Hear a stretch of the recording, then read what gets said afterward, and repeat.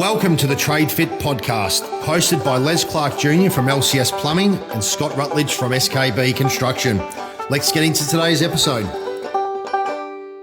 Good morning, everybody, and welcome to the third episode of TradeFit Podcast. I'm your host, or one of your hosts, Scott, from SKB Construction. Yeah, just cut it in half, Scotty. I'm your other host, Les Clark, owner-director of LCS Plumbing and Cladding. How you going, Les? I'm pretty good this week, mate. I'm feeling very equanimous. There you go. You like that big word? It's a big word. I've been hitting you with that one lately. Can you spell it? I can't spell it. I'm not that intelligent. Have a go. E-Q-O... Nah, I'm done. It's all over, mate. How you feeling this week, Scotty? I feel... Long pause. Dramatic. There's a long pause. Drum roll? I was going to say good, but that's not allowed. No, you're not allowed to say good. That's not an emotion. This week's it finished well, but at the start of the week, I was a bit flustered. It was the perfect example of having attachments to desired outcomes. At the start of the week, I came off a weekend of dirt biking up in Robe, Beachport. So last Thursday, so we had sort of 3 days up there on the dirt bikes, which was amazing. Yep. And full of adrenaline, and it was a really good weekend away with the boys. And just came back Monday to just a few things that just weren't quite how I wanted them to be, and I just got caught up in all that melodrama. Nobody did anything particularly wrong. I'm not going to name names or trades that were sort of upsetting me, but I was able to have a little bit of a adult tanty, and then I sounded like a little bitch for a day. You let your ego get the better of you. I've let my ego get the better of me, but I sat with it for a couple of days and just reflected on how I could have maybe dealt with these things better, and they were justifiable to a certain degree, but I don't like it when I let myself go into that headspace, and then, it would have been fine. Like, the past has taught me that the little problems that arose, I've got someone on site that deals with those problems. Yep. I don't have to deal with them. And he would have dealt with them fine because he's amazing, Tommy, my project manager. And what a guy. But I got caught up in it, and I felt for Tommy because I know what it's like, and it was just do you know what it did now that I think about it? It brought up a little bit of the past of when I was a project manager on projects, and I used to get caught up in the melodrama every day and how draining and consuming it can be. And I think I just got a little bit protective of Tommy, but regardless, I had a man tanty, and then as the week went on, I dealt with it and sat with it and reflected on it, which is what we do. And come Wednesday, Thursday, Friday, my week finished off amazing. Would you say you might have had a capacity versus expectation issue going on there? Absolutely. So, but the week got better, and come Thursday, Friday, I was on site, but with my nail bag on, which I don't do very often, and I enjoy it. And I had a good laugh with the boys, and I was relaxed, and I was getting stuff done, and everything worked out, and it was all fine, It's always good going back to your roots. Yeah, I honestly wish that moving forward, Les, I want to do more of that. I want my guys, Tommy especially, to be within SKB, to be running my jobs, me running the business, but at the same time, I want to be able to jump on as a carpenter every now and again. Even at the moment on the big project in Mount Martha, when I want to be a carpenter, Tom's still running the job. Yep. Any trades, they go to Tom, and if they come to me, I say, piss off, go and see Tom. In fact, there's a few trades down there that would probably not even realise that a little while back, they wouldn't have even realised I was the builder, because Tom deals with the day-to-day runnings of the site, which is exactly how I want it. And do you find if you did jump in and you tried to take over, it's a bit of a micromanagement issue, and you kind of muddy the waters, confuse people? No, because we talk through it. There is, 100% there's times when I need to be involved. Tom still looks to me for guidance, like that's pretty natural. But the little things like, Tom, can we fucking move this plank off the driveway because it's in my way? I don't fucking want to know about the plank, mate. Roll out the red carpet. Yeah. But if it's the detail of how do you want this stone to finish over here against the tiles, we've got a couple of options, then yes, generally, Tom would tick box A, but he wants to confirm with me, is box A the right box, Scott? And that will never change. Nice. So a little bit of reflection this week, and bit of self-awareness. And it's the important part is that what I got out of it all was, brought up a little bit of stuff from the past. It brought up this, brought up that. It made me remember why I'm doing the work, because if I was to stop just thinking I've got, the work I do through MindFit or the work that I do on a daily basis now where I'm have a routine and stuff, I need to keep doing that because it can quickly get out of control up here. Spiral. And, I don't want that to happen, mate. In the past, would you have beaten yourself up? Yeah. Yeah. There was a little element of that. There was a little element of a couple of the things that were there was how it's instantly going to and I've always done this, how could I have done it better? I've always been good at that. What could I have done? But there is moments when you go, well, there's nothing I could have done to do this. This was just mindless activity from a fellow tradie. There was nothing more to it than that. Would you say in the past you would have held on to it as well and carried it around with you? Yeah, probably. I'm not saying that you wouldn't have carried it around for, a little bit, like anyone would, but for the whole week and then taking down on the people around you. Yeah. I only carried it around for that day, a few hours. Which is pretty quick. Yeah. Usually I would have bitched and moaned about it for a whole week and probably dealt with it a little bit differently. Well, you're only human. It's hard to know. You look back on the past versions of yourself, and I don't sit there for too long thinking about how old Scott would have dealt with it, to be honest. Woulda, coulda, shoulda. Woulda, coulda, shoulda. But that was... That's a toxic belief system. It actually took me about 3 days this week to come down from the trip because I was still there. Yeah.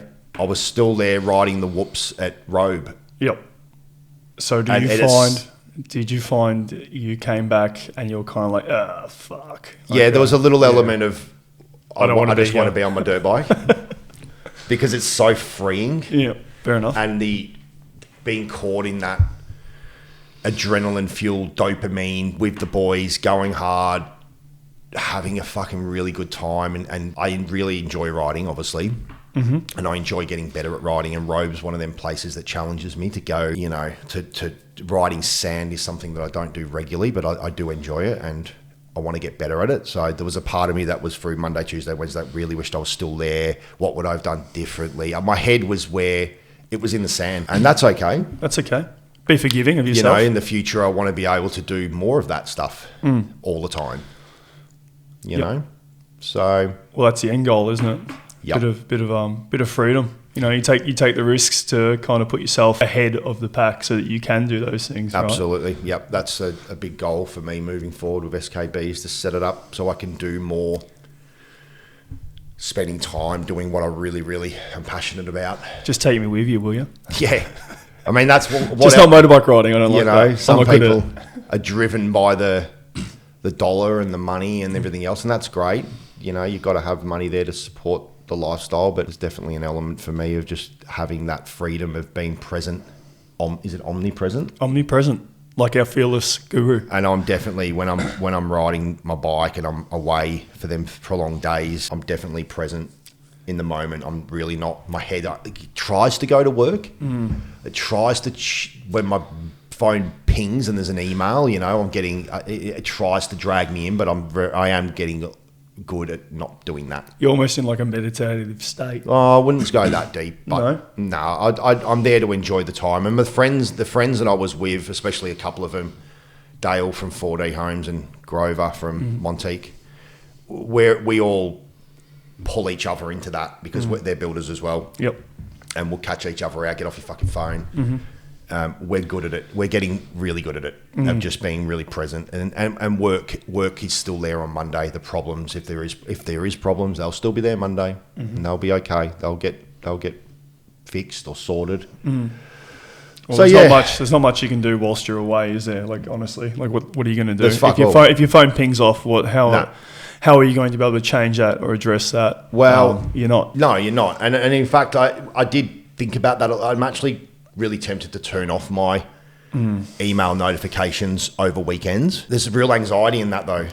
Like, oh my God, what if there's a fucking emergency email in there or whatever? I mean, maybe that's something, it would be freeing though, wouldn't it? Do you look at your phone and check your fucking emails, work emails? Like, I am very guilty. Yeah.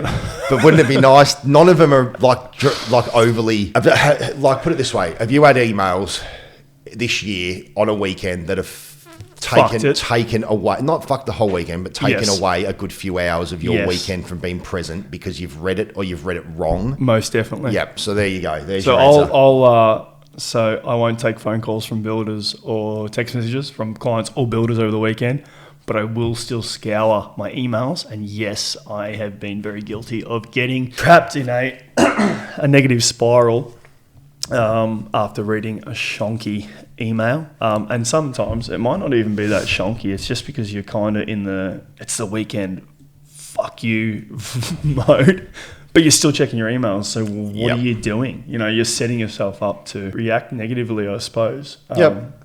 But unfortunately, it's something that I'm working on, and probably a lot of people are trying to work on it and are trapped in this. We're kind of conditioned to always having this attachment to our phone. Like I said to my beautiful wife all the time, shout out to Chantel.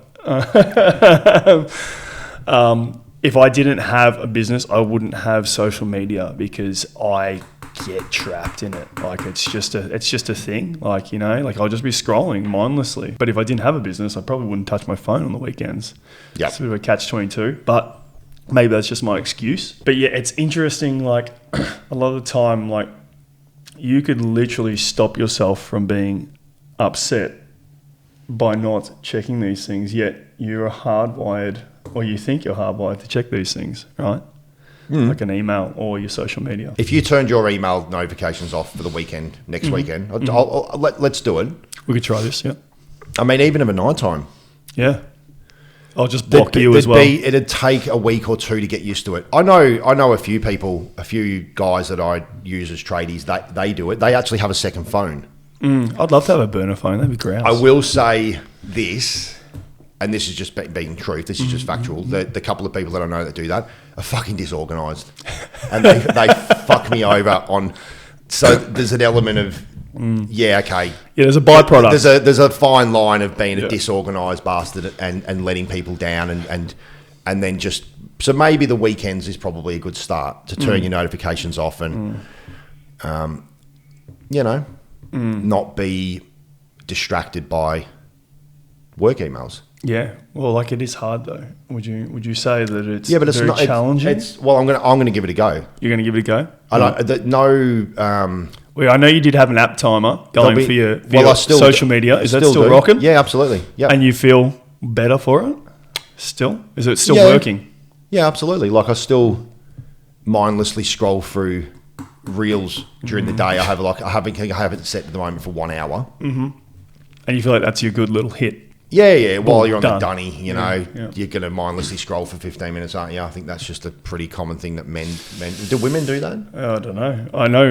I don't think my missus does. My missus definitely doesn't. She doesn't have social media. There you go. Which is amazing. I wish I could have that strength and resilience, but I don't. But you do. I know. I have nothing. If people want to scroll through their phone mindlessly for hours on end, whatever. But for me, it's interesting to see what comes up for me during them periods when I don't have it, when I'm reaching for my phone. Why am I doing that? Is it because I'm not, my escape? It asks a lot of questions of yourself, and it's good to do that.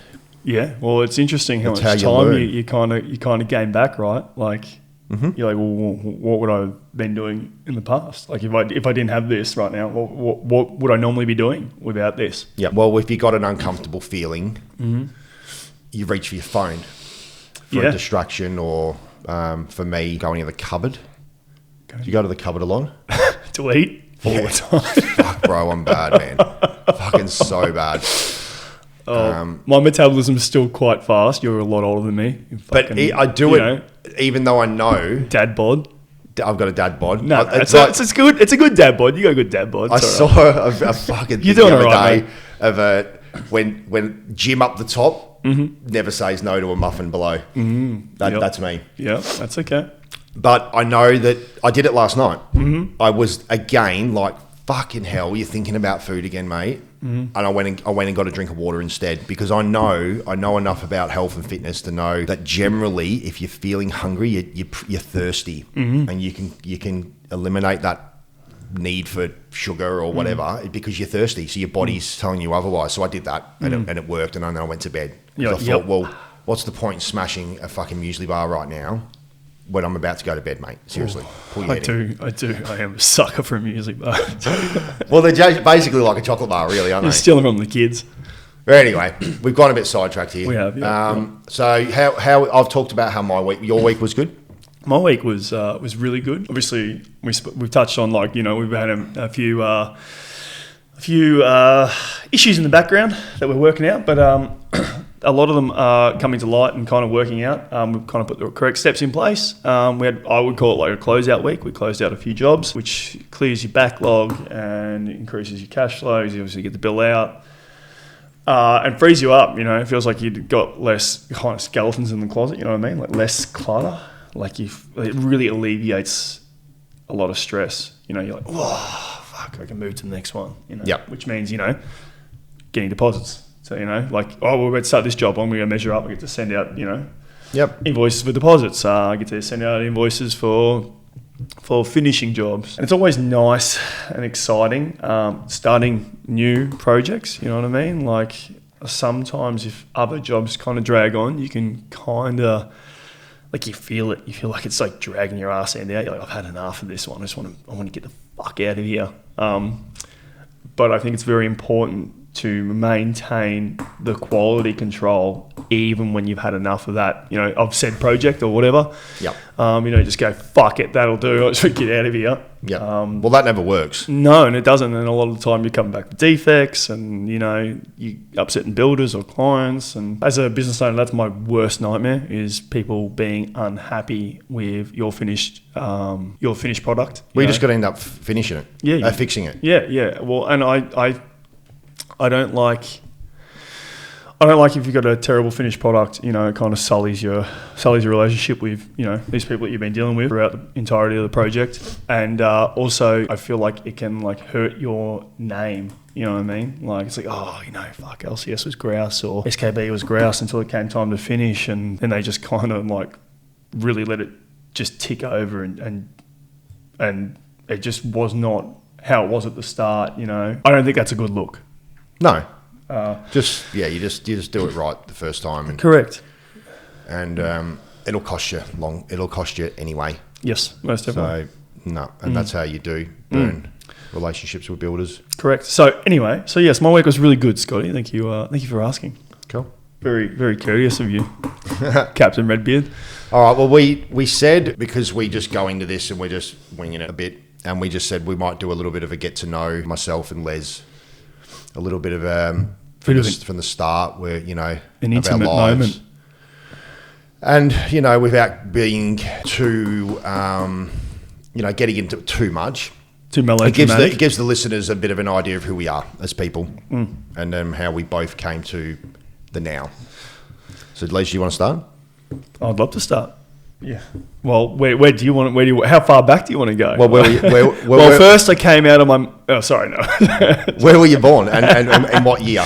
Okay, so I was born on the Mornington Peninsula. I'm a Mornington Peninsula born and bred human being. I've been here for as long as I've been alive. Franger Hospital? No, the Bays, mate. The Bays. Private. Okay, private. Yes. Okay. My parents are builders, so, you know, they have builder money like you. Yeah.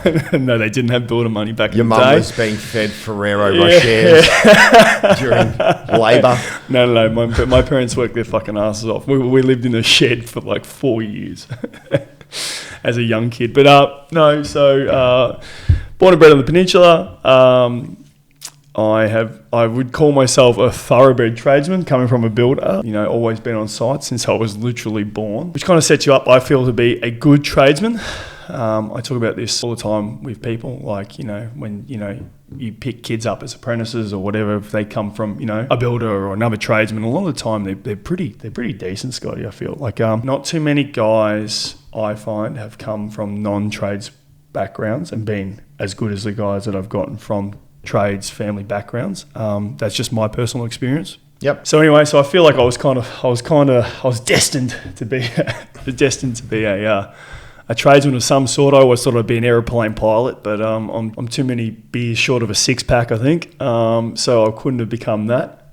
I'm a family man. I got 4 kids. You know, they fucking run me ragged. I've got a got a missus who kicks my ass every day, like the rest of you. I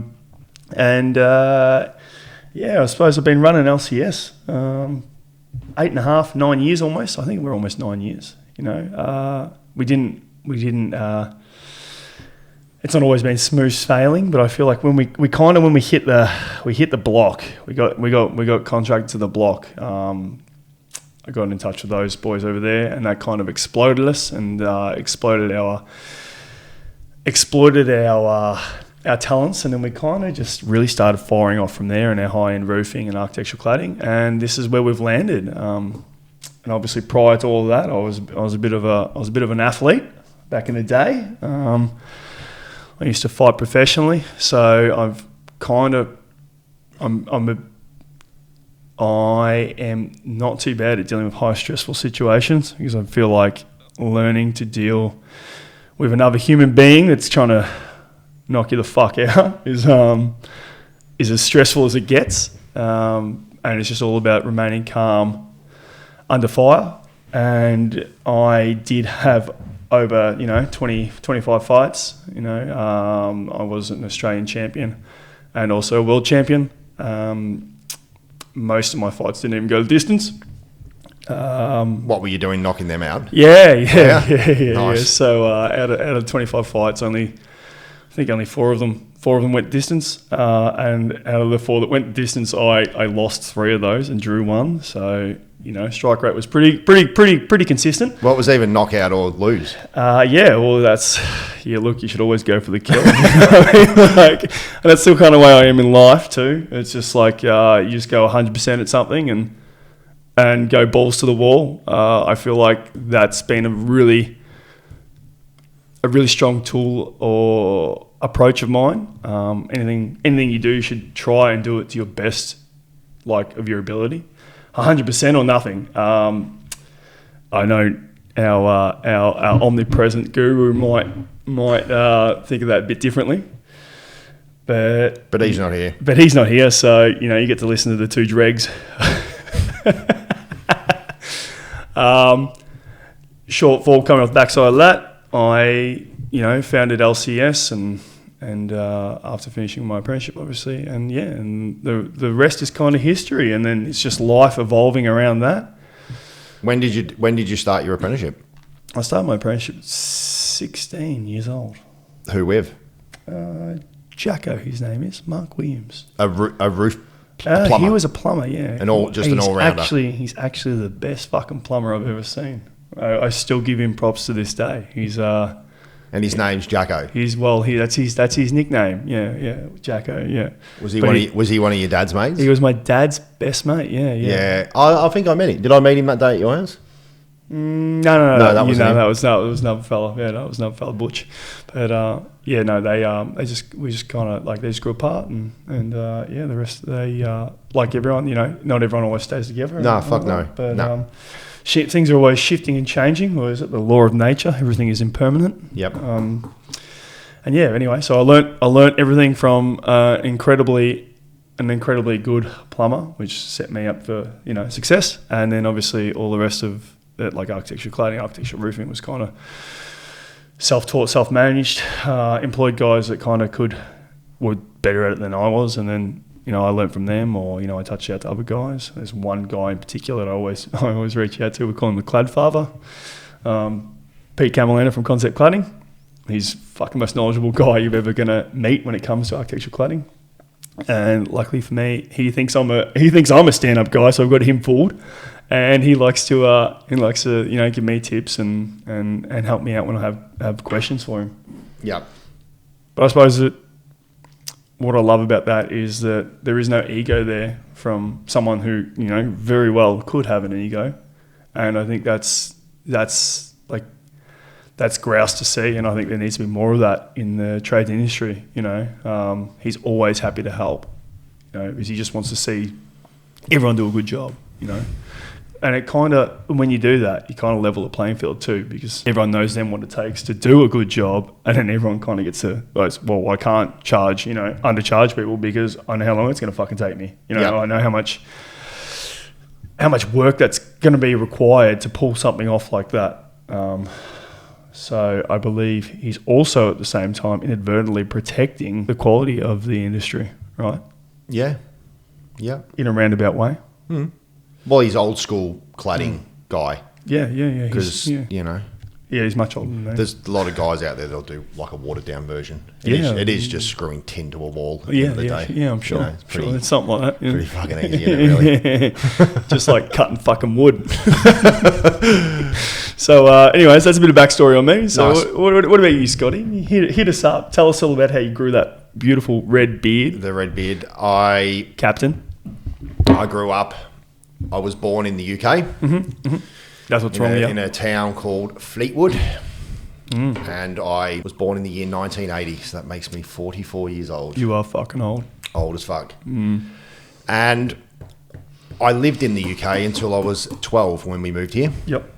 You know, so at the start of high school Yep.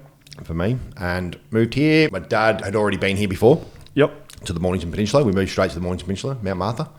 Very fortunate. Move. In fact, we moved straight to Robin Park, Safety Beach. You know the caravan park there? I do. And then ended up in Mount Martha. But loved it instantly. Didn't know how I'd feel at the time.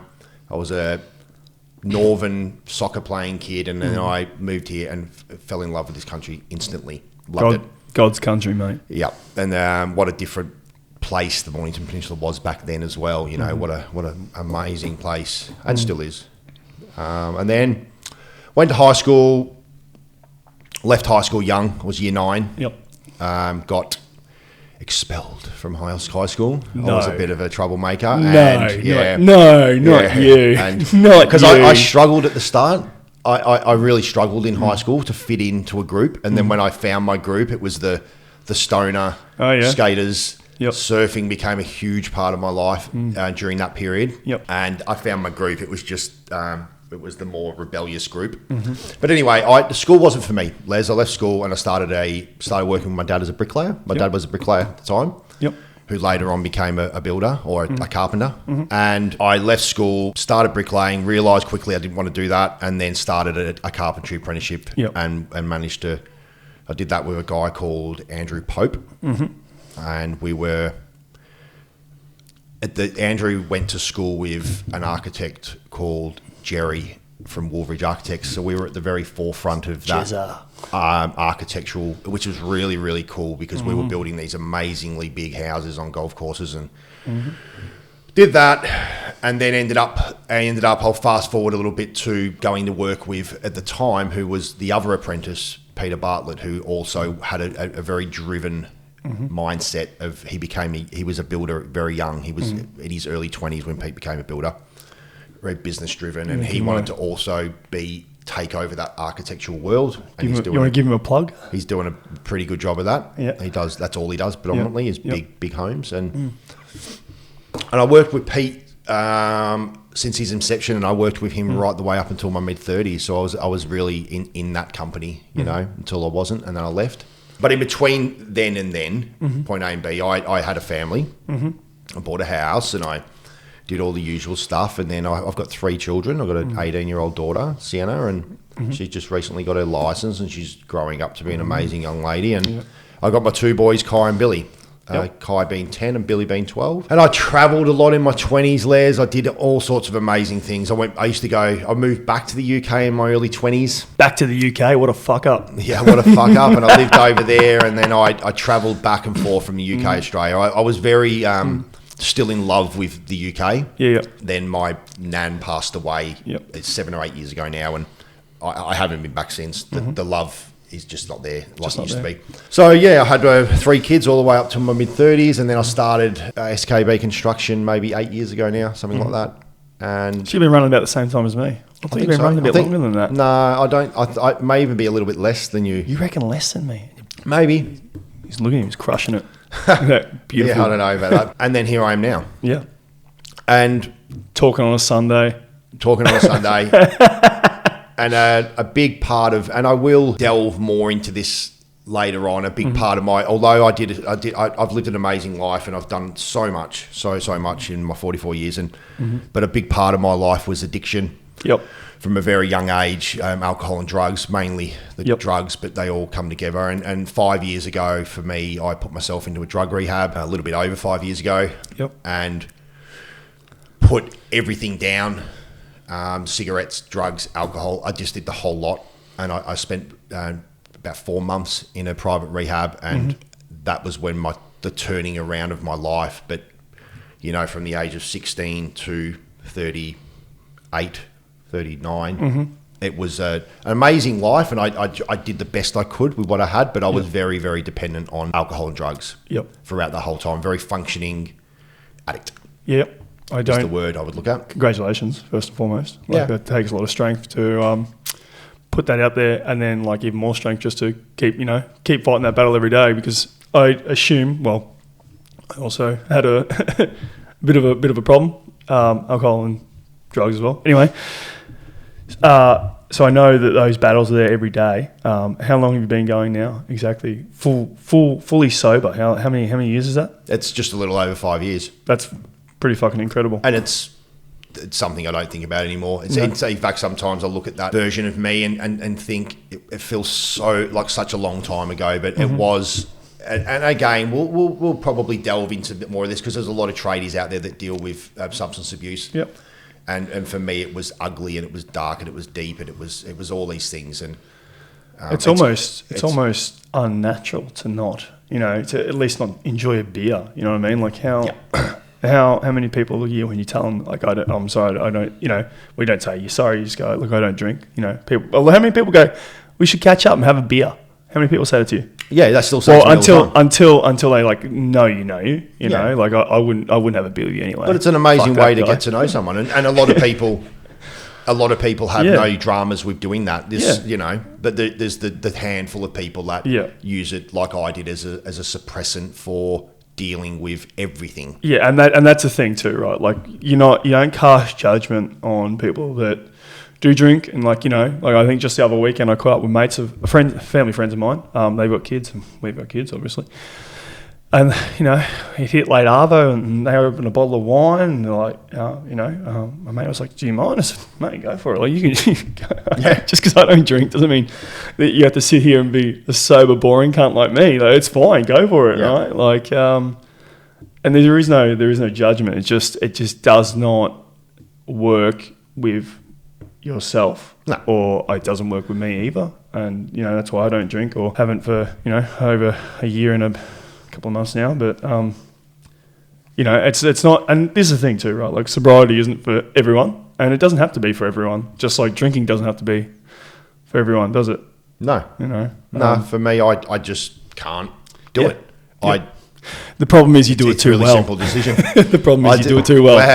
And it's just not going to happen. No, I'm confident in my saying of that. I'll never. When I went into rehab, I was broken, and I to put down everything, the cigarettes, even just the cigarettes. Just as well. I was so over all of it. I just went, if I'm fucking doing this, I'm doing it all. I'm going balls deep here, and it's the best decision I ever made. Yeah. Do you think? Sorry, to cut you off there. No, right. I didn't mean to. Do you think a big part of it is just being accepting and allowing, and knowing that you as just you is enough, and that it's like okay to just be. You know what I mean? Like, for example, I know that when I used to drink, it was just literally like, I'm like, I need this is just to calm me down, calm my brain, it's interesting when you first start not drinking or taking or whatever your poison is. It's interesting to like how hard it is just to sit and not do it. My trigger was I'd be like cooking on a barbecue or something, and I'd be like, I've got 30 minutes cooking, like while we're away. I've got 30 minutes cooking for the missus and kids. How many beers can I destroy in 30 minutes? 10 beers later, you're like, fuck, that was stupid. Why'd I do that? But like, it's interesting when you don't do that, what actually comes up. Like, it's actually quite peaceful. Like, I love, like, I'll just be cooking away. It's quiet, and the kids are doing their thing, missus is doing her thing. It's just to sit there and just go, I got a bit of space and time for myself. You know what I mean? As opposed to drowning it with some form of stimulus, or incapacitating yourself. Yeah. Well, it just becomes your new normal. That's all. Yeah. I don't overthink it anymore with that. It just becomes my new normal. That's all. Well, I suppose you probably, well, exactly right. Like when you first start not drinking or, you know, doing whatever you used to do, it feels very alien. You know, oh man, it's weird. You feel weird. Yeah, the first year of my being clean and sober, it was hard. Like it wasn't hard to not pick up from memory. That was an easy decision. Now I'm not going to use again. But it was hard to just be a part of life. It was really difficult, and I was engulfed in the NA world for that first 12 months of my recovery period, and for the first 12 months, and then onwards, it was the first 2 years really. I was doing regular meetings, and I was surrounded by people that were also in recovery. That was really important for me. Yep. Because I felt like a bit of a lost soul. Yep. It was like a part of your identity. I couldn't even fucking and I was a big camper and going away and stuff. In between the using of the drugs, it was the alcohol, which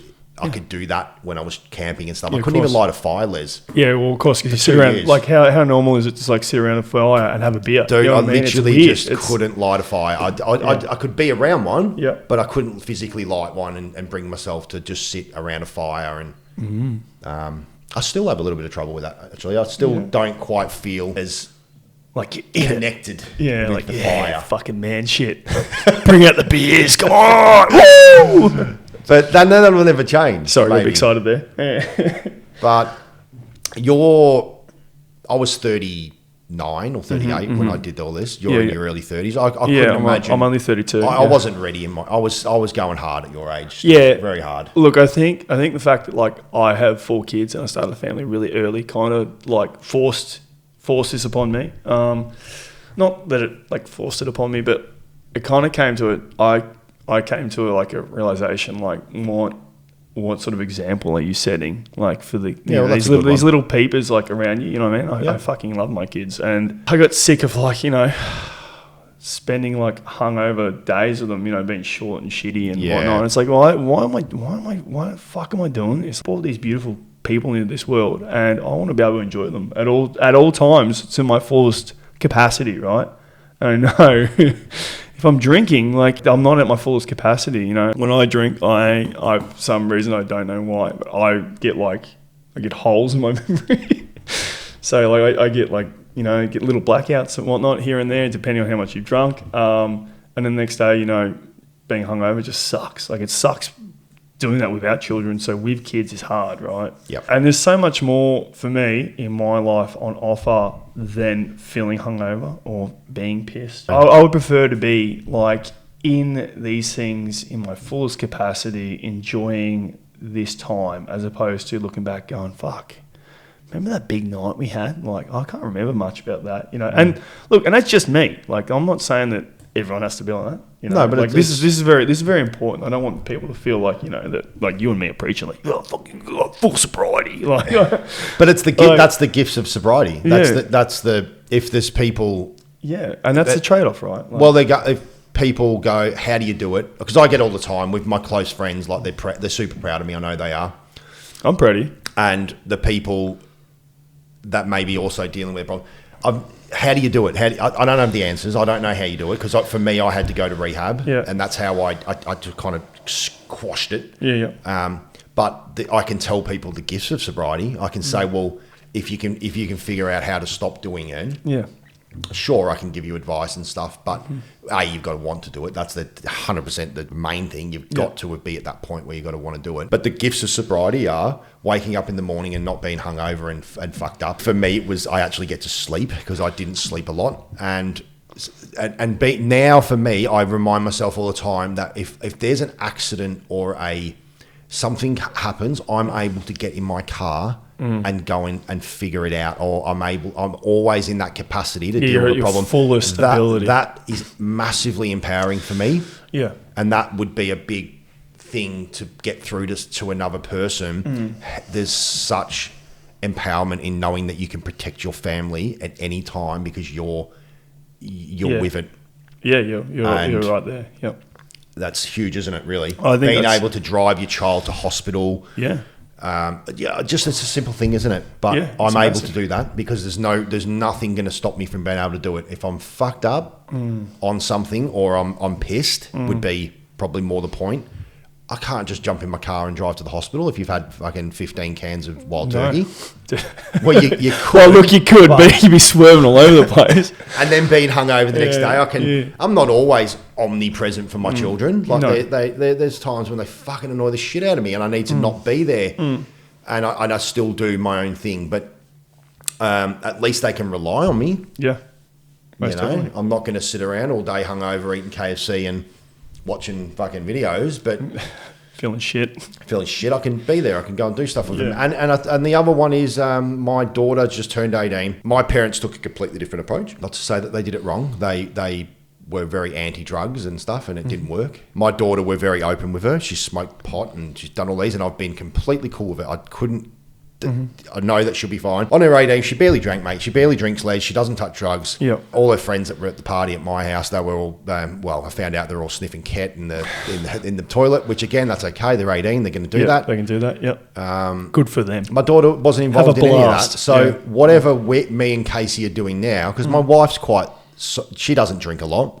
It's worked with my daughter, and my sons are the same. Even though they joke about it, Kai's already, especially with Kai, he's already sort of said that he's not interested in drinking all that. And I constantly reiterate that to them about just little bits when we're in the car together. It's just me and Billy or me and Kai. I'll explain just the watered down version of drugs and alcohol are bad. They're not going to get you anywhere. They're not, and I've also had the conversation of it's in your DNA, it's in your genetics, mate, unfortunately. Yeah. And you have to be very mindful of it because it can, it's there, isn't it? It is. I know I learned early on in recovery that alcohol and drug addiction is genetics. It's in your DNA. If you've got past members that are alcoholics and addicts, then there's a fair chance that you're going to suffer from it. Yeah. Look, It takes an entire generation to get rid of it. So if I can achieve that with my kids and they get to 20, I think if you can get them to 19, 20 and they're not using drugs and they're very, very lightly drinking, 90% of the work's done, bro. Yeah. Look, and this is what, I agree with you. And I love that you're super open with your kids, and me and my wife are very open with our kids too. I feel like a big issue is when people kind of shun it, and they don't talk with their kids about these things. You know what I mean? And it's like, they're too young. You should hide these things from them. It's like, why? They're a human being. They are very capable of developing their own thoughts. Oh, especially these days with around things, you know what I mean? And if you don't talk to, say your kids, mate, my oldest is 11, this in literally 10 days. At 11, 12 years old, she comes home and tells us some of the things that the kids are talking about. And you're like, fuck. And then you think back, wait a second. We were also doing the same shit at that age, you know what I mean? At 12 years old. It's the same, kids, Liz. Yeah, I know, but you know what I mean? Kids are, they're talking, conversing, and I would prefer to be giving my kids straight up correct information than a bunch of 12-year-olds running around, you know what I mean? 12, 13, 14-year-olds that have no idea about life. Yep. Spreading misinformation because they don't know. They haven't experienced a lot of shit. No. So it's better to be open with them yourself, right? Yeah. Yeah. And I think, that comes with maturity and stuff. And when you're ready, you're ready. But that's a gift of sobriety and stuff, of being able to do them things with your children and all the rest of it. And hopefully as TradeFit, I think it'll play a factor. Yeah, and that's why I felt it was important to say g'day to everyone and tell us who we are. And it was also important for me to finally just tell people that, I recovered. Well, what's interesting? What's really interesting, Scotty, is we actually spoke about it before, getting on here. And you weren't gonna. I wasn't gonna bring. You weren't gonna bring it up. Funny because we recorded another podcast, which the very first episode. Yeah. And Nick delved into it, and I wasn't overly excited about it. I didn't want to, and I still am not going to delve into the darker sides of where I went, but I will in time because maybe people are interested in that stuff. In fact, I know they are. I know people, especially with the older tradies and stuff, who are still struggling with it. And I'm going to be there to help them through it and give my guidance and my input. And hopefully I can help people in that way because it's a big part of me, or was a big part of me. I can't shy away from that. It was a huge part of my life. Yeah. Well, it's a big reason as to why you were here and why we're doing this. Absolutely. Now, right? Well, then eventually I met Nick, and it was I got to know Nick, and then I remember during one of our sessions I was still doing Narcotics Anonymous and all that, and he said, do you not get tired of identifying as an addict? And I was, and then I stopped doing that, and then I people, you don't drink or whatever, I don't delve into it. There was a version of me that existed that was you felt like you had to justify. Yeah. But now I don't say very often that I'm a recovering addict. Yeah. It just sounds a bit. But I am. There's a terminology for it, and that's what I am. But here I am. Do you think it's because there was a part of you that still wasn't accepting that? You know what I mean? Like, do you feel like now you're more like you accepted it more now, or you feel like you were still accepting it and that's why you had to tell people? No, it was only people. I wouldn't tell people. It's just if they would ask why I'm not drinking and everything, then I would tell them just a little watered down version of why. I think most of the time when somebody doesn't drink and they're covered in tattoos and shit, it's pretty obvious that they would maybe had a problem with drugs and alcohol. Do you judge a book by its cover, huh? A little bit of judge a book by its cover. Like, if I'm standing there and they go, why don't you drink? And I'm fucking completely shredded, veins coming out of my legs. It's because this guy doesn't drink because he's a fitness fanatic. But for me, hey, the writing's on the wall. The writing's on the wall. Hey, dad bod. Covered in tattoos. But now I don't I'm a bit of a recluse, mate. I don't socialise a lot outside of my little circle. So I don't get people going to me, why don't you drink? Because you're not out in the night scene. Is that what you're kind of getting at? I don't. It's just not for me. No, and that's fine. I go out and then I'm home by 9 o'clock. That's my wife thinks I'm boring as batshit in that way, but hey, you like that. You like that though, and that's all. That's argue all it. I just go, that's me, man. That's me. Yeah. Take it or leave it. Boring as batshit, Scotty. It's okay.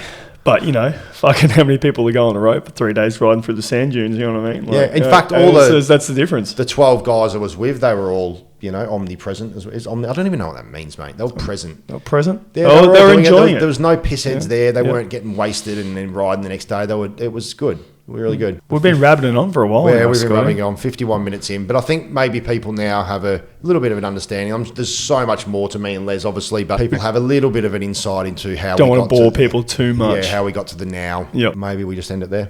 Yeah, for sure. Sound good? Good chat. Thanks for listening. Legend. Thanks, man. Thanks, listeners. Bye-bye. Bye-bye.